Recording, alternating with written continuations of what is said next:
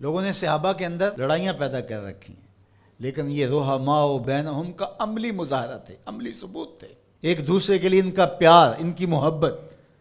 حضرت علی المرتضیٰ اور حضرت سیدنا صدیق اکبر رضی اللہ تعالیٰ عنہ جا رہے ہیں کہ آگے امام حسن کھیل رہے ہیں، تو حضرت صدیق اکبر رضی اللہ تعالیٰ عنہ امام حسن کو اٹھا کر کے اپنے کندھوں پہ بٹھا لیتے ہیں اور ساتھ بولتے ہیں کہ اے حسن تو حضور کے مشابہ ہے، علی کے مشابہ تو نہیں ہے۔ اور حضرت علی المرتضیٰ رضی اللہ تعالیٰ عنہ تبسم کرتے چلے جا رہے ہیں، مسکراتے چلے جا رہے ہیں۔ ان کی تو محبت اور پیار کی کہانیاں تھیں۔ تو کہ نہ شناسی خفی راز جلی ہوشیار باش، اے گرفتار ابو بکر و علی ہوشیار باش۔ اقبال نے کہا تو خفی اور جلی کو نہیں جانتا، جو باریک جال بچھائے گئے ہیں سازشوں کے تو ان سے آگاہ نہیں ہے۔ ابو بکر و علی کو آپس میں مقابل کھڑے کرنے والے سوچ اسلام کے خلاف گہری سازش ہے۔ مجھے بتاؤ کہ اگر حضرت سیدنا صدیق اکبر اور دیگر اصحاب کو جو حضور کی تربیت کا جوہر تھے ان کو غلط ثابت کر دیا جائے تو پھر یہ کس پہ حرف آتا ہے؟ حضور کی تربیت پہ حرف نہیں آئے گا؟ یہ سازش تھی اسلام کے خلاف۔ جو یہ بدقسمتی ہے کہ امت ان سے پیار کرنے کی بجائے آپس میں ان کے ناموں پہ الجھ رہی ہو اور یوں گروہوں میں فرقوں میں تقسیم ہو کے رہ جائے۔ ایک کا پیار دوسرے سے دوری کا سبب بن جائے، یہ کیا ہوا؟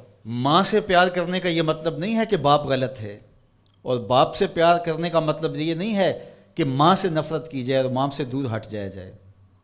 ان کے اپنے اپنے فرائض ہیں، اپنے اپنے منصب ہیں۔ بھائیوں سے پیار کرنے کا مطلب یہ نہیں ہے کہ بہنوں کا انکار کر دیا جائے، بہنوں سے پیار کرنے کا مطلب نہیں ہے کہ بھائیوں کی محبت کا انکار کر دیا جائے۔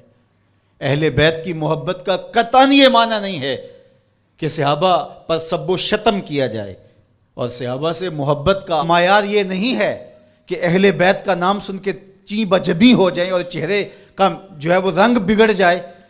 ہم صحابہ کو بھی مانتے ہیں، اہل بیت کو بھی مانتے ہیں، اس لیے کہ یہ دونوں مشکات نبوت سے پھوٹنے والی کرنیں ہیں۔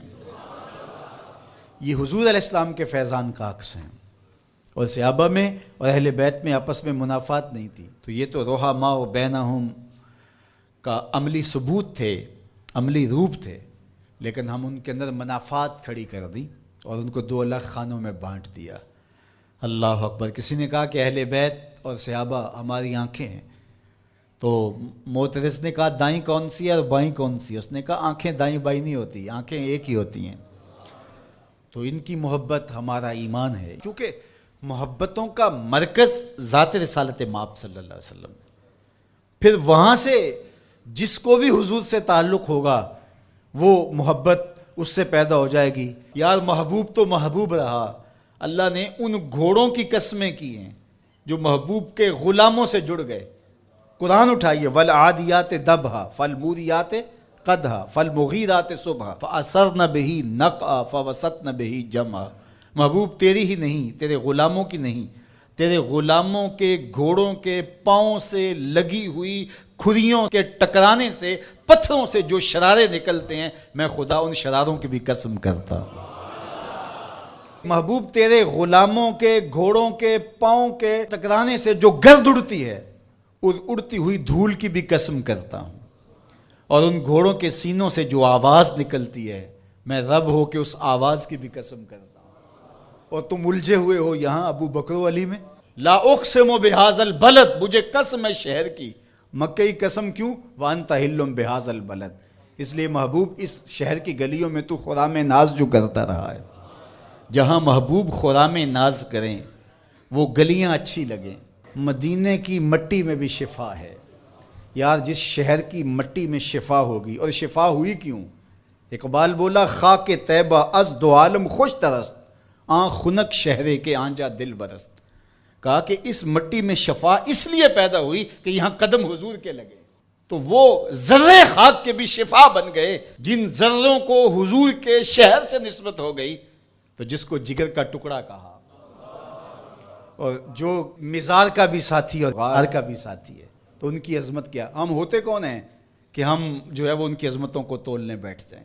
ہماری اوقات، ہماری حیثیت کیا ہے کہ ہم ان کی جو ہے وہ عظمتوں پر بات کریں، جن کی عظمتوں کو سمجھنا ہمارے بس کا روگ ہی نہیں ہے۔ ہمارے لیے اتنا کافی ہے کہ حضور کی آل کو بھی سلام، حضور کے اصحاب کو بھی سلام، اور ان کے لیے دلوں میں معمولی سا غبار اور میل بھی جو ہے وہ ایمان کی پونجی لٹ جاتی ہے۔